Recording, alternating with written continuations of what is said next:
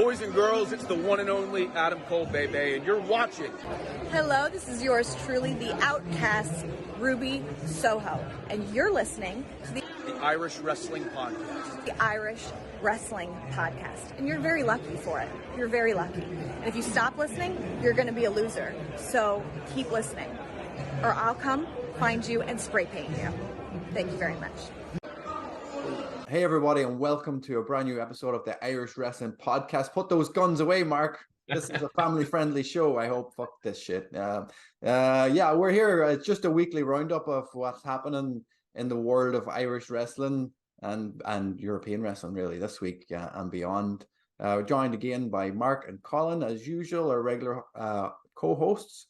Mark recently attended the For Love of Wrestling show, so stick around to the end of the episode to find out how he got on over that and maybe a few stories you wouldn't hear online about what the kind of show it is. First of all, we're going to go into some positive news in the world of Irish wrestling. Jordon Devlin, also known as JD McDonagh, was recently drafted to Monday Night Raw. We're just going to talk a bit about, what it means to Irish wrestling, stars in Irish wrestling who may get, signed up later on in their life, where they're going to be in a career. But just to speak about Jordon, first of all, Colin, is this a big deal for Irish wrestling? Where do you see, Jordon going with WWE, with Raw, maybe in the next 12 months? Yeah, so obviously massive news for Jordon. So happy for him, guy who we've all seen over the last few years work his bollocks off. Genuinely, he's been noticed by us as one of the best in the country. And he's now, I think he did an interview the other day and he put up, I'm not sure if you've seen it after NXT. He says he was just trying so hard, and then nothing was happening, and then all of a sudden everything just starts happening all at once. And within that few year time span, he got picked up by NXT UK, got brought over, won the Cruiserweight championship, got brought over to full NXT, and now he's on Raw, and it's after it's just after picking up massive momentum. So first off, massive congratulations to Jordon, because I couldn't be happier for someone who just works so hard and genuinely such a nice bloke as well. He has time for everybody, and any wrestler or anyone in the industry you speak to will tell you that he's the first man in, the last man out, and he has time to help everybody. Where do I see him?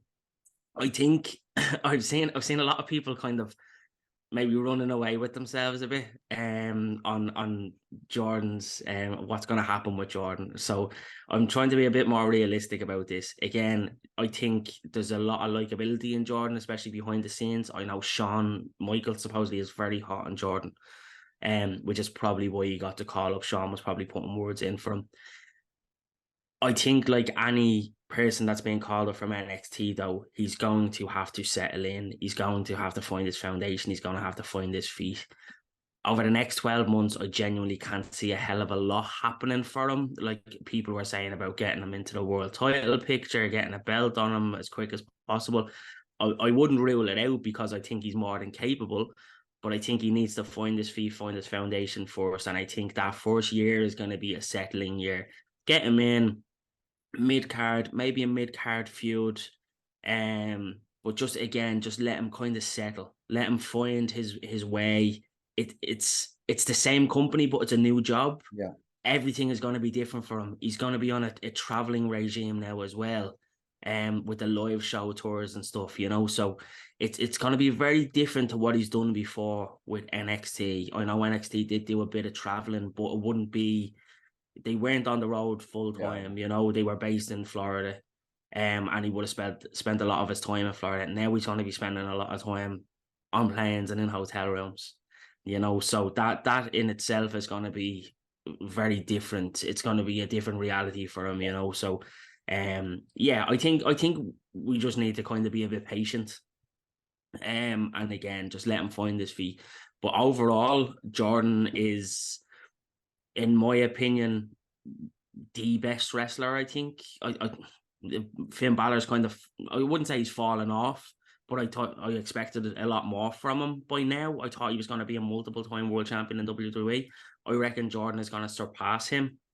And I think he's more than capable of doing it. But only time will tell. But yeah, I can see big things in Jordan's future. Yeah.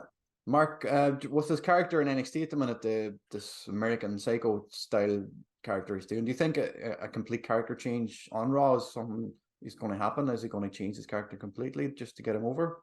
Well, in terms of that, like, I suppose it depends on who's running Raw. Like, you hear murmurings that Vince is running Raw and Triple H runs SmackDown, so that'll dictate in terms of how he's seen and where he is in pecking order and whatnot. Like a lot of the guys, other guys who've brought up from the main roster, or to the main roster rather. You think of Odyssey Jones, Von Wagner. They're kind of typically just big, boring brutes. So they don't have an awful lot to them character wise or in ring technically wise.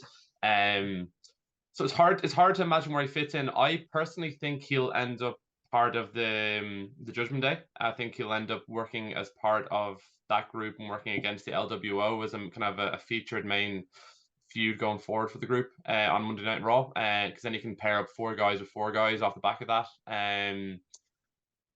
And then you can have Rhea versus Zelina Vega also off the back of that.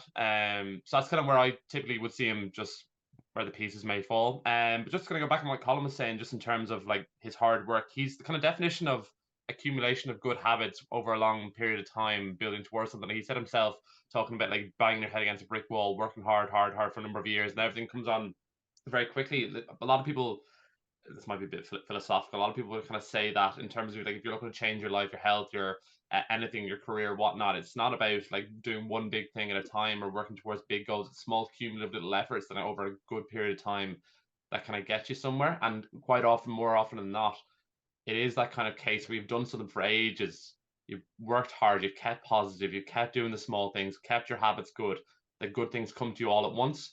On the far side of something bad, something good always comes, I find. So I couldn't be more delighted from him. I've actually known Jordan since I was 10.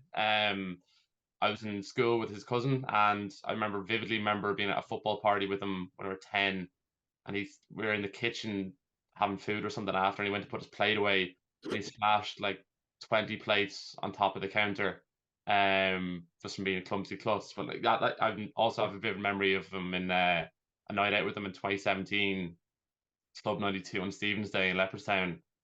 Two of us out of our mind, and he was just kind of having a bit of a rant about Cody Rhodes taking time on OTT shows. As everyone in Irish wrestling does. Yeah, so it was funny. Like, and I wasn't even that big of a kind of Irish wrestling fan at the time. I was more of a general fan. It was one of those things where I didn't really have a lot of people to talk to about wrestling. So I was like, "Come here, Jordan. We're gonna get into the weeds of this." So when I saw his move to Raw, I was like, okay, see how he's gonna get on with Cody Rhodes. That's just a small little thing, but like, yeah, I couldn't be more happy for him. And I'm sure like, he mightn't be an instant success. He mightn't be pushed to the moon on Monday Night Raw, but given his kind of track record of work rate, staying positive, working towards small tangible goals on a daily basis, I think he'll smash it. And then you can see people like Biff Busick, the NXT producer, Only Lorcan, sent a really nice tweet. A lot of people in NXT consider him one of the top 3 or 4 wrestlers in the world. The guy from NXT UK sent out a really nice couple of tweets and stories on Instagram called Sam Gradwell, talking about Jordan's habits, whereby he'd be doing his own training session in NXT, then he would do a second in-ring training session, then he would stick around afterwards and do an in-ring training session with anybody else who wants help, and then following that he'll do his own cardio and gym. And that's when he was living in London, away from his home. And for anyone who doesn't know as well, Sam was Jordan's housemate in the UK when they were living together over there. So Sam knows Jordan more than probably anyone else does, and has seen firsthand the hard work and dedication that he's put in, you know. Yeah, he's definitely seen a few plates getting smashed when they were living together. So. Listen, like, I couldn't be more delighted for him. And again, like, I think he's the definition of perseverance. So I think, given the age profile of a lot of the WWE roster, a lot of them are like late 30s, early 40s. Like, he's only in his early 30s. Like, he has time to kind of build his brand, because he's based over in Europe by and large, and he's only had a short time in the NXT proper show to build up his own brand awareness and profile within WWE. He can essentially start from scratch if he wanted, build up an entire new character and a new base. And there's no doubt that his own skills and work ethic will shine through internally as well. And Colin, you talked about like the difference from doing kind of the NXT house show loops within Florida to then go onto the main roster. I actually think it'll be easier for him than what he previously been doing in Europe. So like in Europe, and you might fly over to London on a Friday, then you might fly to Spain on a Saturday, then you might go to Italy on a Sunday, and then you're back to Dublin on Monday.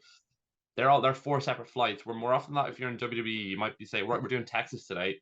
You're flying to Dallas on a Friday, say, do a show in Dallas. You drive to Corpus Christi, you drive to Austin, you drive to Houston, whatever. You've got 3 or 4 hour journey in a car. It's not as grueling as what I would perceive the European indie circuit currently is, travel wise, and house show wrestling. I don't think will be overly taxing for somebody who's tenured and used to wrestling as Jordan. So, I think it's an incredibly exciting thing for him, for Irish wrestling as a whole. It's going to be really inspiring for a huge cohort of people within this country and within this space who will want to pick up wrestling. Particularly, I know it galvanized a lot of guys like LJ, Sam, whoever else, even the young guys starting out in various different schools, saying like shit, like he put his head down and worked for a long time, and he wasn't necessarily a body guy or a big guy either. He overcame every obstacle and he made it to the main show. So yeah, I couldn't be happier for him.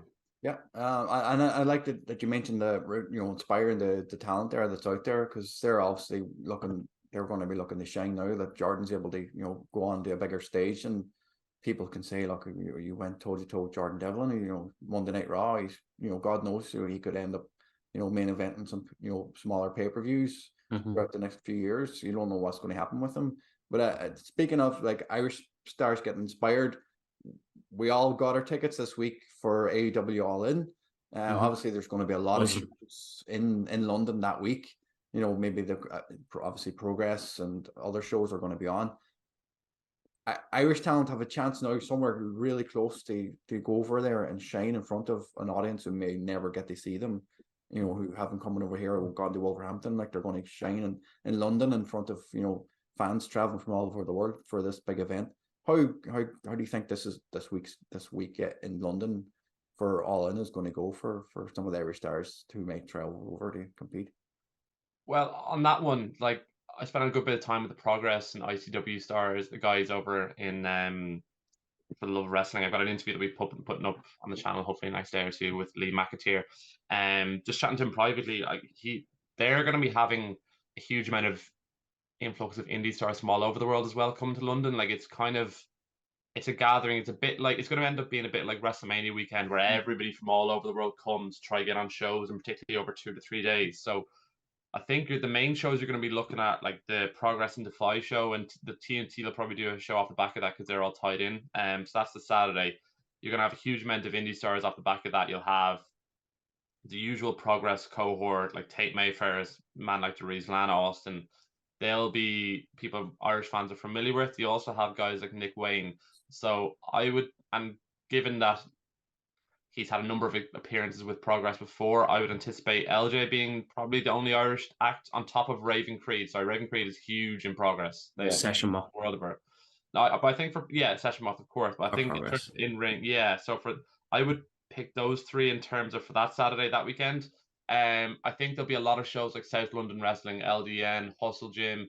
We'll be doing a lot of shows in the area as well to try to capitalize off it, be on the Saturday, Sunday morning, Monday evening, Friday, Thursday, and the week building up to it. Like, I know Mark Dallas from ICW was saying that he'd anticipate putting on some sort of show. Like, he put on a midnight show for Clash of the Castle in Cardiff after the show. So I wouldn't be surprised to see him do something there. Martin Steers made his ICW debut on that show as well. So I would anticipate Martin potentially being on that show.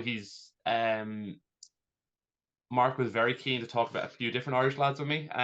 He's quite keen on Fabio as well. So I don't know what correspondence been going on there or anything, but he was just asking me about him.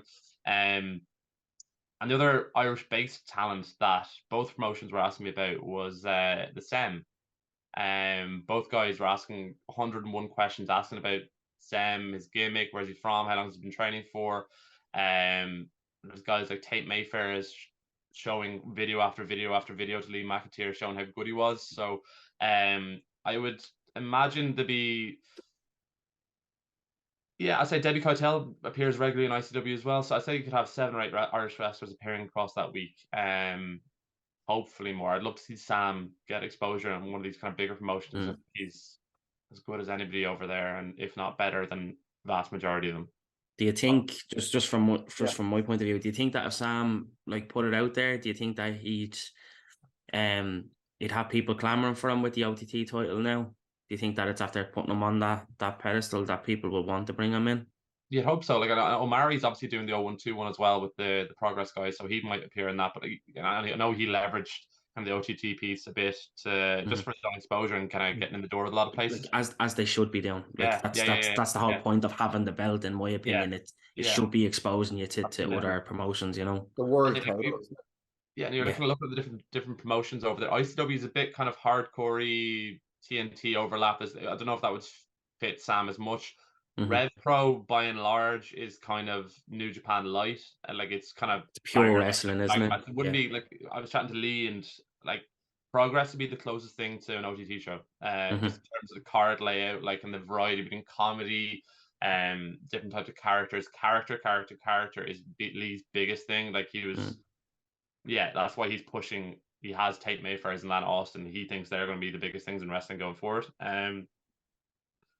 I think Sam could be huge there. I really, really do. But again, it's kind of getting himself in front of the right people. And how, like, Tate Mayfair kind of does that kind of, not similar, but he does a kind of Renzo-ish, Miz-ish, kind of your daddy's home, kind of that kind of gimmick a bit, and better than you kind of stick as well. So would there be a bit of overlap? I don't know.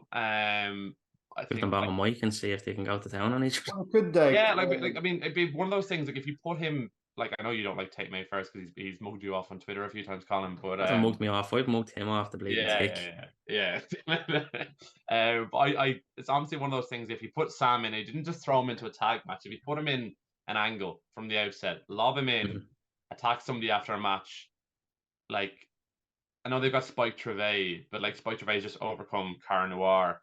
Their heavy metal steel cage match recently. Like, you could do like something where Cara Noir comes out next and then Sam blasts him from behind. And I honestly think, as good as Spike Trevay is, Sam is that much better, and he could draw more heat over there. And like, just even the simple fact he's Irish. Like, well, if you wanted to, like, you could throw the draw in there because Charlie Sterling and Adam are already been in. You know, they're familiar with people in Progress, so you could throw. Yeah, like, I don't know about Adam, but like, I know he's already part of like that Regnum. Stable, and he does the Smoking Guns. The Smoking Guns are like as big as the draw him and Adam were. Like, the Smoking Guns are that much bigger in terms of awareness and character wise over in the UK, and like that would be very much Charlie's bread and butter, really. Like, so I don't know if you could bring Adam in and kind of move the other member of Smoking Guns away. So you could be, again, that would be an easy in though. So you could like have Charlie's behind Spike Trevay and that stable. So do you then move him away to Sam? I don't know how that would work. But you really, really hope, even just with the exposure a lot of are getting from the Wolverhampton OTT shows, you'd think there'd be a significantly more bigger awareness of these characters and what we have going on over here, particularly for Sam, Jay, lads from the draw. LJ, obviously, he's working out every show up and down Europe, so people will be well aware of him. Like Gabriel Kidd was calling them out at the For Love of Wrestling show. So I would hope that Sam in particular can get it to a significant spot on one of these shows over that week anyway. We see OTT, you know, I know we spoke briefly about this in the past, but do we ever see OTT work in these kind of shows? Even if it's no, I don't think so. The first thing I did was I actually text Joe and asked him was he planning on running the show. And I hope Joe doesn't mind me saying, but I think he said he wouldn't even know where to start. I think from Joe's recent interview as well, like, prices are gone through the roof on everything from venues to rigging to lighting to running the show. It's just getting so expensive. And I think he did say that, like, if he wanted to run, I think he mentioned the Ulster Hall in Belfast, he would have had to charge like 60, 70 quid a ticket. And I'm presuming he was talking pound as well, like, and people just wouldn't pay that. So if he was to run over there, people would want big names over there as well. So that means that the fees go up as well, you know. So there's all these logistic things, and then how many does he bring with him? He's gonna have to pay for flights, for hotels, you know. So it can get very expensive very quickly. So I don't know if it's feasible, to be honest. I don't know if it's logistically possible, like if it makes sense money-wise, because at the end of the day, he maybe doesn't have to make money, but he at least has to break even. Yeah. You know, you can't go over and run at a loss. You know, like if you're a wrestling promoter and you're running at a loss, like then like maybe you should be considering things like, you know, because like you shouldn't be running at a loss. That's the whole point of running wrestling shows. You're not meant to be running at losses. I think So if you're to do it, if we was to do it, I think you'd have to leverage somebody else, and I think you'd have to run a show with somebody else, particularly like a big promotion like Defy coming over to with the Progress guys. I was chatting to Lee about that in our piece, that like the importance of like sustainability within the wrestling industry, and like the importance of cooperation and overlap between shows. Like you're doing a Defy show, then into a Progress show, or you'll do a Defy by Progress show as they're doing over in Toronto before Double or Nothing or the Forbidden Door pay per view.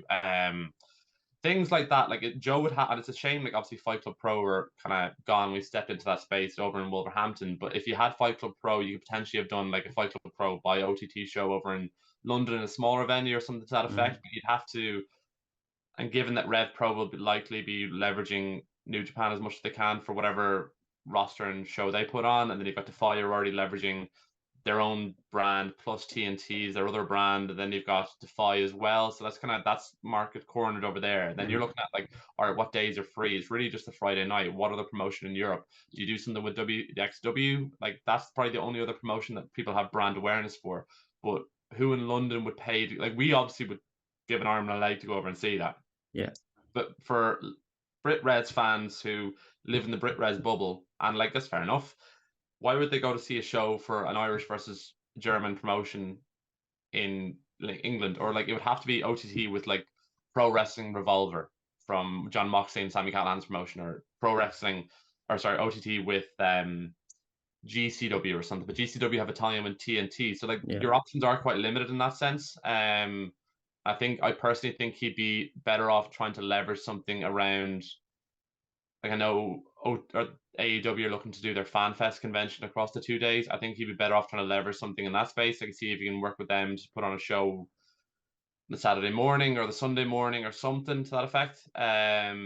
See what interest there is around that. And if you did that, then you would also save a huge amount of costs around logistics, transport, visas, securing a venue and all that as well. So there's more than like, there's more than several moving parts. Like you see a lot of fans like, oh, why aren't OTT doing a show over there? Because it's probably a nightmare to organize. But like there's so many different avenues that have to navigate to get it done. The ticket cost will probably have to be over 100 quid logistically. Like London isn't a cheap place to run either. You know, like it's the most expensive place to run in the UK. Like for anyone who doesn't know, like it is the most expensive. And you will see a lot of promotions that will be running. I know that we haven't mentioned them, but the likes of Wrestle Carnival, Riot, Attack, North would probably be in the area. I can see them all hitting the outskirts because London City probably isn't within their budget. So like you could potentially see them going like outside the London boroughs, you know, to run shows. So people are probably going to have to get trains out. It's still in London, but you know, it's kind of like outside the city where costs are probably going to be a bit cheaper. But yeah, I think those kind of shows, those Attack Wrestling, which is Mark Andrews' promotion, which I know that a few of the lads, Mark has been over a couple of times. I know that he has good connections over here. I wouldn't be surprised to see a few guys working if he's running the show. North Pro Wrestling have taken Irish wrestlers over before as well. So I'd expect the likes of, I'd expect people that want to wrestle over there to get over. There will be shows for them to work. They may not be on Rev Pro, Progress, the bigger types of shows that like everyone is wanting to go to, but like there's definitely going to be wrestling shows on that they'll get booked on the lower end, you know. So as far as I know, I heard Eve is running a show as well on the Saturday evening, which is the women's promotion as well. So there's those opportunities for in either Martina, Raven, Debbie to get over to that show as well. And I know Debbie and Martina have worked those shows before. I think did Raven work Eve before as well? You know, so that's another outlet then as well for them. So yeah, there's going to be plenty there. So I think people would be very foolish not to travel over, not to make the arrangements to travel over, because there is going to be work for them. You know, it's just what level. If people are lucky enough to get onto an ICW, Progress, Rev Pro show, then brilliant, you know. but there's going to be plenty of other options around. And obviously, it's going to be difficult for anybody to get on the All In card. Like, but do you see anybody who's maybe bounced like LJ or Session Moth or maybe even Big Demo or anybody getting? I don't think so, to be quite honest. I If really don't. If thousands of wrestlers on the roster already, like they're paying on a weekly basis, they're not going to bring people in just for a one-off from because it's, chance in front of Wembley. Like it's the UK, like it's in London, it's kind of local, like they're obviously going to be looking at more local talent. Like obviously Will Ospreay's probably going to get a match on the show. Do we see anybody even at that? I don't know. I wouldn't even be sure of that, to be honest. Like, see, it needs to make sense as well. Like at the end of the day, it's an episodic TV show, so it needs to make sense. Like bringing people in for a one shot. Like let's be fair. Like I know that we like a lot of UK wrestlers, but like they need to put these people out there to the world, and it's like who's going to be known in the world, like that's big enough. I think the only person that would be Ospreay, to be honest. Yeah. But like, you need him for several weeks of TV leading up to that, so it makes sense. Because like if it was 50,000, they've sold 43. Brilliant. You can kind of book whatever you want off the back that you can put as big an indie show as you want. But if you're to sell 90,000. You need to have tangible stories that people can buy into and get excited about, because they've got 50,000 seats to sell out now, and like whatever indie darling self-indulgent type fancy people may have, like that's going to have to be part, because at the end of the day it's a big expense to run London, to fly people over, fly rings over, book arenas, book Wembley, everything. So like, and particularly given the amount of trolls online, etc. That have kind of come out of the woodwork, and the amount of bots that are just making up fake news, like Mike Coppinger from ESPN just blatantly trolling and making a blatant lie. 40,000 that they're only selling. What absolute bollocks. Like Tony's going to have, and the amount of shit people have kind of whipped up in a frenzy, particularly trolls like Billy Batty, Louis Dangour, who's turned out to be a sex pest. I'll stand over that because I have no stories about him. Like Tony's kind of going to have to double down and really focus on his product now, TV wise, particularly with the new TV deal coming up and a new potential TV show coming up in the summer as well. So I think he's really going to have to focus on what he has rather than trying to bring in people from outside as much as anything. And I know there will be a tie-in, like he's got Kip Sabian, he's got Saraya, he's got Pac. Who else? I think we have the one thing that we do have is we have Forbidden Door in July, which is before All In. Yeah. So I know Ospreay has been muted for that. Yeah. So if that does happen and he is available then to run Forbidden Door through to All In, and that, as Mark said, if they can build something and make it make sense, then I can see him being on the show. But I think just bringing him in just for the sake of bringing him in, like it definitely does take away from the product a little bit, because like you want everything to mean something, and like I think that's something that AEW have kind of focused on. WWE are very pop centric, where they say, oh well, I know that they didn't really do that Clash, and I expected them to do more of that Clash. They give these cheap pops just for the sake of a pop, where Tony seems to have his head screwed on a bit more and kind of wants to deliver to the fans and like in a more makes sense kind of thing rather than just for the sake of it. So yeah, I can potentially see Ospreay on it depending on where Forbidden Door goes, what happens at Forbidden Door, where we go to from there. I think that they have a stacked roster, and I think we're going to get a massive spectacle. I think we're going to get a massive card. I'm expecting a big match card, a Mania type card. And I just don't see any UK, non-AEW UK people fitting into that. Potentially they do a taping on the Friday. If they do, they might do a dark taping as well. That's your position to bring people in. If there are people there to give a match to, I think that's where they're going to get their matches.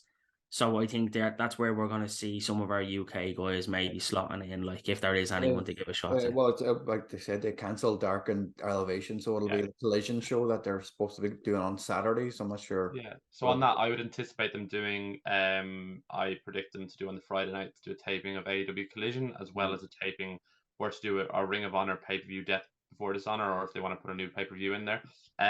Also, just in terms of Will Ospreay, I anticipate him being in a 6-man. I anticipate him doing something with Aussie Open as the United Empire, and that would be the token gesture in terms of guys who are based from over here. And like obviously, Will Ospreay is in the top. It's hard to argue. He's in the top 5 wrestlers in the world, and anybody who thinks otherwise is lying to themselves. I anticipate them in a trios match against the House of Black. That's what I predict, and they'll build towards that. And I think you don't need a huge amount of TV time for that, and it's a match where you can put on 20 minutes and it'll just blow people's minds. And particularly if he's coming to and from the UK, to and from Japan as well, same as the Aussie Open guys, like they've been flittering in and out of Rampage and Ring of Honor too. That's the kind of avenue I think, particularly if you've got limited access to these talents, that you'd probably go down. That's my prediction anyway. Yeah. Cool. We're looking forward to it. I know like I said, we've got our tickets for All In. If you've got your tickets already, if you're watching the show, leave a comment below. Let us know some of your predictions, what you think is going to happen, what you're looking forward to for All In, and maybe we'll do something. We'll record something when we're there. Obviously, we're going to do some recording. We might do like a live stream outside the stadium in the morning of the show, just to hype up everything, and you never know. But before we get into the For Love of Wrestling, just a quick word from our sponsor, Manscaped. Thanks again for sponsoring the podcast. Get 20% off and free shipping at manscaped.com. They've released a new Weed Whacker 2.0, which is now part of the Performance Package 4.0. So again, lads, you've got your packages. I'm sure you're all well groomed. Mark looks pretty groomed. Have a well groomed package. Tank top. I'm not sure if you shaved the pits or not, but you're getting there. You're getting there. Great product. Again, I keep repeating myself about Manscaped. Like, everything is good on the product. The Lawnmower 4.0, the ball deodorant is the best smelling deodorant that you could ever wear. I don't care if you put it on your balls or your face or under your pits. It's phenomenal. The Lynx effect has gone out the window. Manscaped ball deodorant is the future. Put it on and you'll be beating off people on the beach. So summer's around the corner as well. Like, it's gonna, like, I suppose a lot of us have had nightmares going on lads' holidays in the past where you've got like a blunt razor and you're trying to shave your chest or whatever, and hacking your chest to bits, and you look in the mirror after and you're like, Jesus Christ, what have I done to myself? Like, the product itself, since you sent it up to me, Jerry, I've absolutely loved it. It saved me a fortune, and it saved me a lot of heartache and physical pain, evidently. So yeah, listen, summer's around the corner. The ball deodorant you mentioned, obviously it beats Lynx Africa and Old Spice out the window. So big summer ahead, and we're looking forward to, thanks to Manscaped. Exactly. And like you said, you'll be on the beach, you'll be through that fucking wave like a dolphin. You'll be so smooth. So get on to Manscaped. 20% off, free shipping. Use the code IWE20 at checkout. And we thanks again to Manscaped for sponsoring the podcast. Like we said, lads, at the start of the show, we're going to talk a bit about For the Love of Wrestling. Mark attended it there last weekend, so we just find out, Mark, what kind of experience is it for wrestling fans? Like, if you're going next year, people are watching this, like they're considering buying tickets for it. What can they expect? What was it like?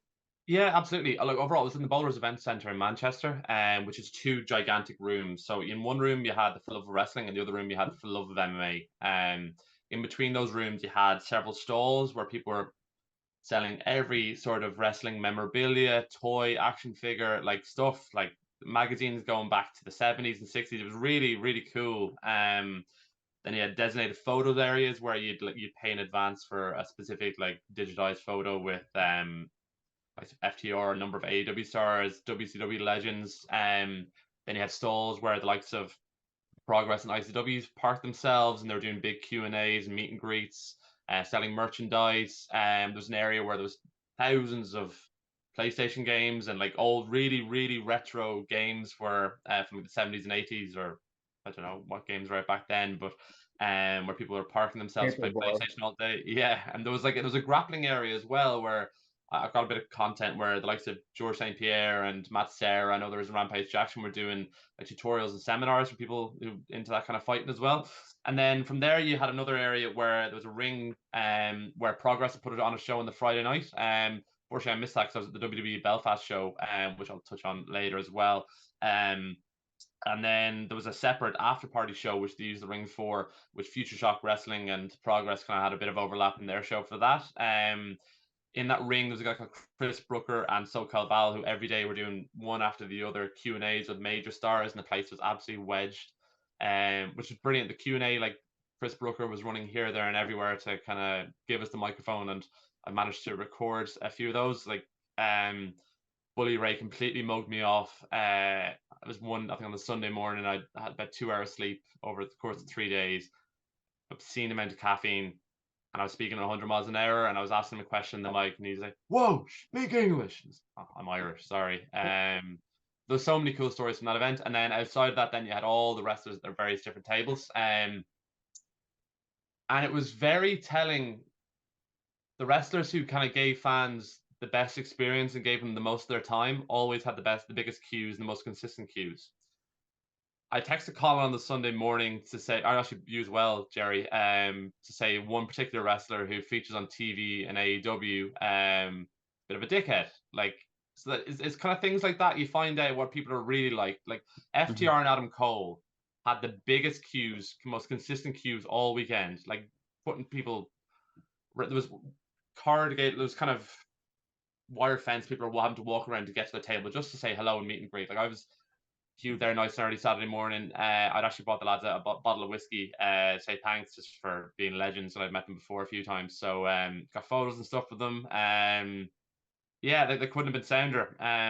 Particularly the FTR guys. I had a nice chat with Adam Cole. I had concussions at the start of this year, so I'd actually had a good chat with him about his Sports Illustrated piece that he'd done last week, where he talked about like his own vestibular rehab or issues he had with vertigo. So he was good enough to have about a half an hour chat with me about that when he's very early, like 8:30 Sunday morning, when was nobody else about. So I actually asked him about that in the Q&A as well, which I got footage of as well. So yeah, it couldn't have been more enjoyable.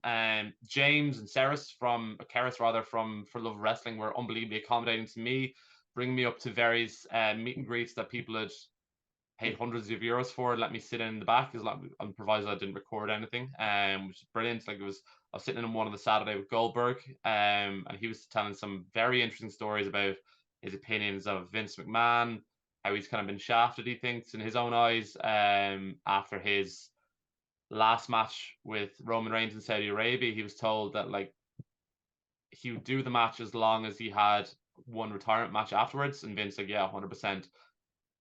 And then the one on Sunday with the Big Show was brilliant. He couldn't have been nicer. There's a few people who were in that one who were people kind of unwell, or had like various different disabilities, and he was an absolute gentleman with every single person. He couldn't have been nicer or more giving of his time. He was telling the story. Somebody asked about like, would he go back to WWE? He said not in a million years. And not just for the lack of opportunities internally in WWE. Like he had a few things where he was looking to do just a couple of entrepreneurial kind of side projects that wouldn't affect WWE or anything to do with WWE, wouldn't be like public awareness, just small little things like run business. That Vince and WWE said, absolutely not, you can't do that. That was the kind of level of scrutiny and oversight he had in WWE, whereas in AEW, he can go to these conventions, he can run separate little businesses or set up things for his family on the side without having to seek approval needlessly from his boss, despite being allegedly an independent contractor. So it was amazing in those things how forthright they were. There was also a Q&A which really, really annoyed me on the Saturday. There was a Q&A in Ring whereby it was Anna Jay, Jungle Boy, and Ruby Soho. Ruby Soho was incredible and unbelievably kind with everybody who asked her questions. Anna Jay was brilliant as well. Jungle Boy, there was the majority of people in this Q&A, I'd say, were under the age of 15. And a lot of people who go to these conventions use wrestling as an escape from whatever issues they've had in their childhood or whatever physical issues they may have in their life and whatnot. Jungle Boy was asked by a kid, if you had to watch one wrestling match before you die, what would it be? Just like essentially ask him what's his favorite match. Something as simple as that, and a really nice question from about a 12-year-old kid. And Jungle Boy said, "Whoa, that's depressing. I'd never watch wrestling before I die. I don't know what you'd do." And then pass the microphone on to somebody else. For an event called For the Love of Wrestling, I thought that was unbelievably dismissive and arrogant. He also talked about Billy Gunn.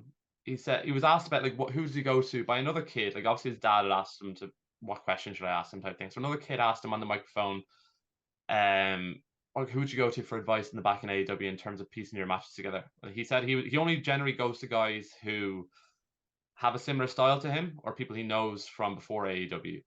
Fair enough. Okay, so he said that, like, Luchasaurus helped piece a lot of his matches together because he understands the style. Fair enough. But he then also went on a tangent talking about guys who haven't wrestled in 20 years, who don't understand modern wrestling. Like, kind of a bit of a egotistical rant, and needlessly he then slated Billy Gunn, saying he'd never listened to Billy Gunn. He doesn't even like Canadian Destroyers. Those are things he didn't need to say. Somebody, I think I said it myself, like, if he could eat himself, he would. But that was my impression I got from that.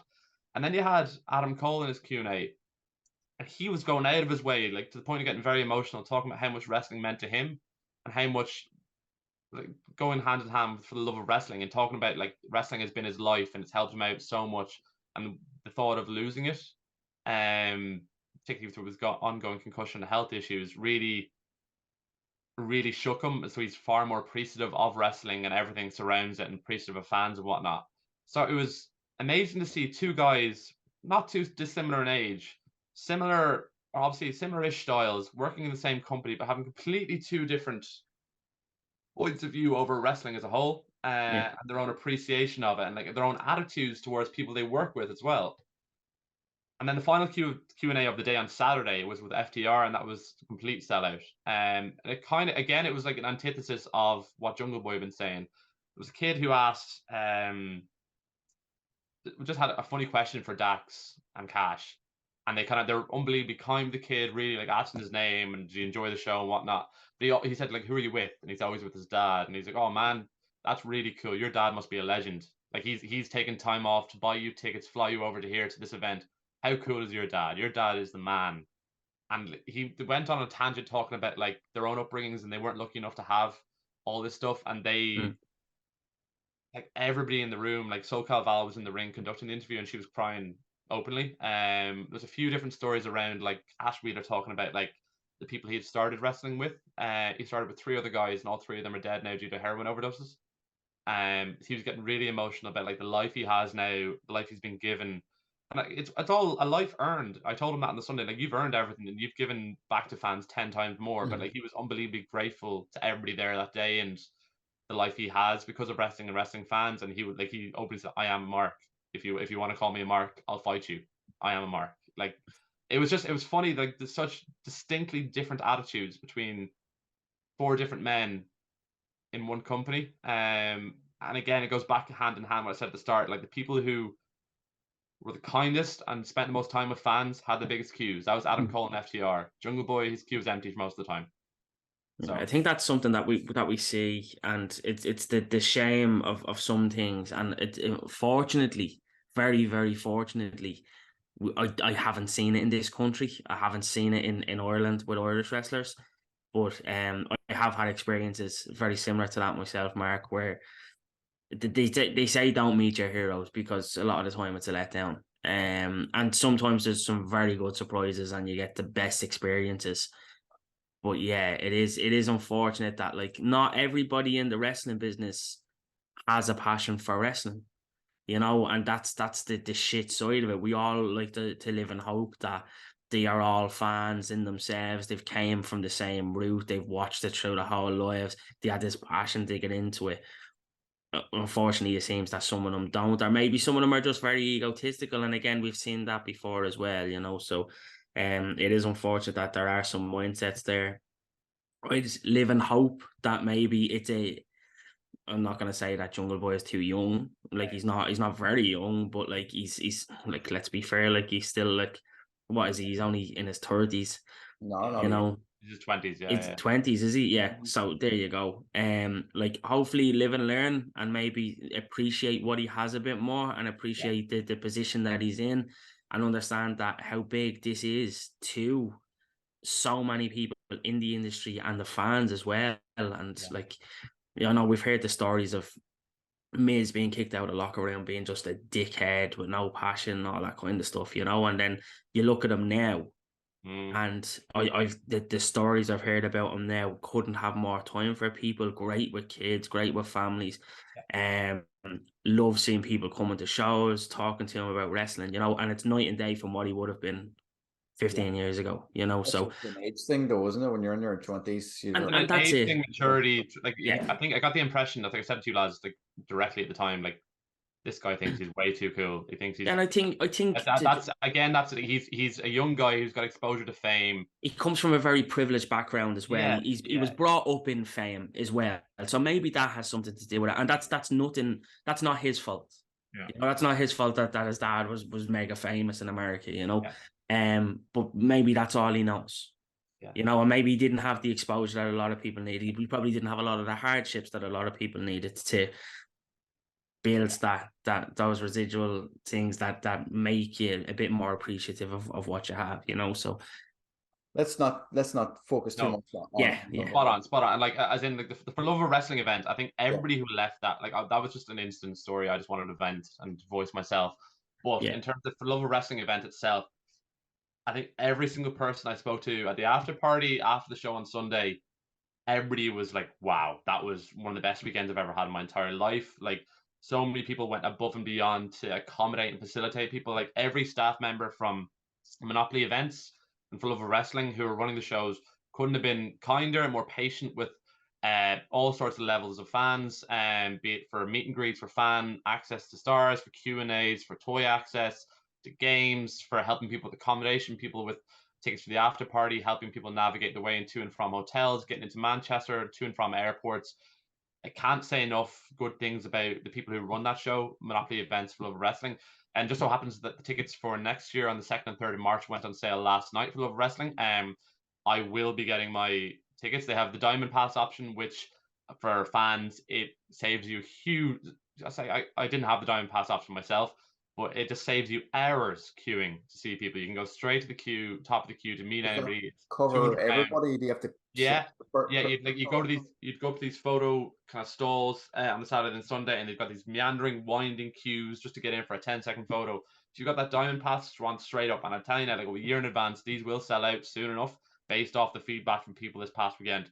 Get them as soon as you can. That's 2nd and 3rd of March next year. 2nd and 3rd of March. But Monopoly Events are also running a number of different Comic Cons across the UK this year, and they were telling me they've got some huge stars lined up for the end of this year. The Comic Con in Liverpool in particular, there is going to be a gigantic, very topical name who will be on that show. I'd say if he's going to be closely affiliated with AEW Collision, if you understand what I'm saying, and I'd be a big fan. So he'll be at that Comic Con in Liverpool. So keep your eyes peeled to all Monopoly events and For Love of Wrestling. Is this event sponsored by Pepsi by any chance? No. Would be, yeah. I can't say any more than that. But anyway, keep an eye on all Monopoly events socials and For Love of Wrestling socials. And again, just want to say massive thanks to James and Sarah for being so accommodating and helpful with myself, particularly at like 7:30 Sunday night, sitting down to do a 10-minute interview with me. And also say thanks to all the guys at Progress and TNT, Lee McAteer, Mike Dongangus. So many of them were just really cool over the weekend and helpful and giving me time to kind of sit down with them. And as well as Mark Dallas, the ICW booker and owner.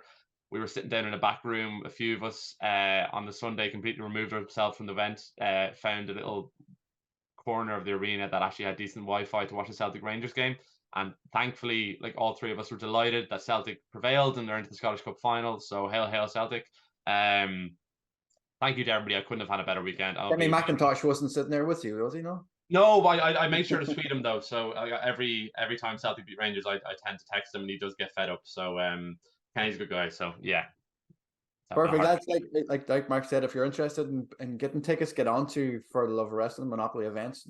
Tickets are on sale for that show for next year, March 2nd and 3rd. Before we go, lads, we're just going to touch base on next weekend, the 12th, 13th of May.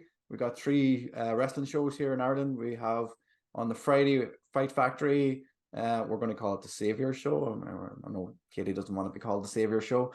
Saturday, 2 shows. Ted Lasso show. Why is everyone saying that it's a Savior show? It's based on Ted Lasso. Like, is it? All right, I didn't know that.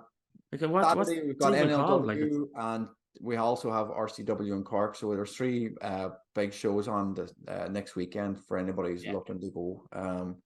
Some big matches announced for all 3. Like for the Fight Factory one, you've got Boisterous Behavior, Leon Slater, and Man Like Reese. That is going to be awesome. Like making this Fight Factory debut in that kind of intimate setting, I think a lot of people are just going to lose their mind and have have an absolute ball. Brilliant to see the Saviors of Destiny getting that opportunity to face the pair of them. They're the recent 1PW Tag Team champions as well. Yeah. On the Saturday, then NLW, we've got Sean Guinness versus Danny Cross.